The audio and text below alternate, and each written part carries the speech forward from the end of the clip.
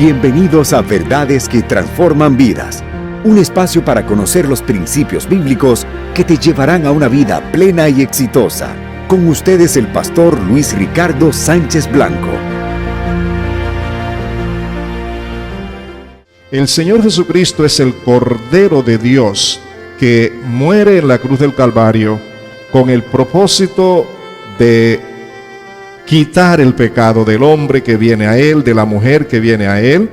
Pero no solamente es el hecho de quitar el pecado, lo cual ya es decir bastante, porque cuando se quita el pecado, se quita toda separación que existe entre el hombre y Dios, y entra en una relación directa con Dios. Pero también muestra que la forma de quitar ese pecado fue precisamente porque Dios aplicó su justicia, derramando toda su ira y toda su condenación contra el pecado, no contra los pecadores, sino contra su propio Hijo Jesucristo. Y así hizo Él justicia. Así que lo condenó a Él para no condenarme a mí, para no condenarte a ti, para no condenar a todo hombre y a toda mujer que recibe al Señor Jesucristo como Salvador. Eso es difícil de entender y difícil de explicar, pero el Espíritu Santo viene al ser humano para convencerlo tanto de pecado como de justicia, para que comprenda primeramente que es un pecador y luego que tiene una esperanza. La esperanza es que Cristo ya murió, ya pagó, ya se sacrificó, ya ocupó su lugar en la cruz del Calvario. En tercer lugar, en el versículo 11 de Juan 16, habla que el Espíritu Santo nos convencerá a los seres humanos de juicio. Y dice, y en cuanto al juicio, porque el príncipe de este mundo ya ha sido juzgado. ¿Qué quiere decir esto? Y esto es lo que quiero que ustedes también aprendan. Aquí se ve la grandeza del amor de Dios. El hombre, por su estado de pecado, del cual hablábamos en la audición anterior, tiene una mente ciega espiritualmente. No puede entender los misterios, el amor ni la gracia de Dios.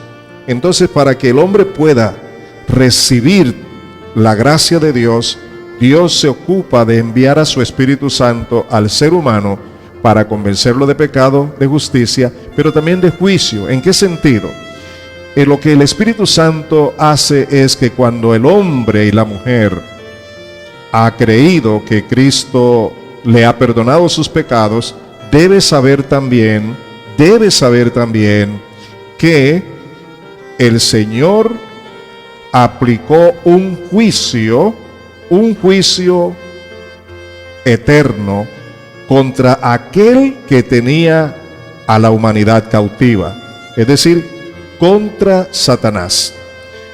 Y es una victoria contundente. Por ejemplo, en la primera carta de Juan, capítulo 5, versículo 18, dice: sabemos que el que ha nacido de Dios no está en pecado. Jesucristo, que nació de Dios, lo protege y el maligno no llega a tocarlo. Esta palabra nos muestra que no solamente el hombre que recibe a Jesucristo, la mujer que recibe a Jesucristo como Señor, como Salvador, está recibiendo el perdón de sus pecados por la justicia de Dios, pero también está siendo liberado del poder de Satanás que lo tenía cautivo, porque precisamente eso es lo que hace el pecado. El pecado convierte al ser humano en un esclavo, no solo del pecado, sino de Satanás. Pablo nos explica esto mejor en Colosenses 2, 14 y 15. Pablo nos dice lo siguiente, hablando del sacrificio del Señor Jesucristo en la cruz, dice que vino para anular la deuda que teníamos pendiente por los requisitos de la ley. Dice que Él anuló esa deuda que nos era adversa. ¿Cómo lo hizo? Clavándola en la cruz.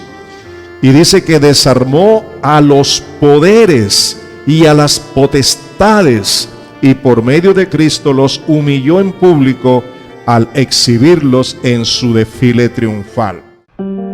Has escuchado Verdades que Transforman Vidas, un programa dedicado a compartir los principios bíblicos que te guiarán a una vida mejor.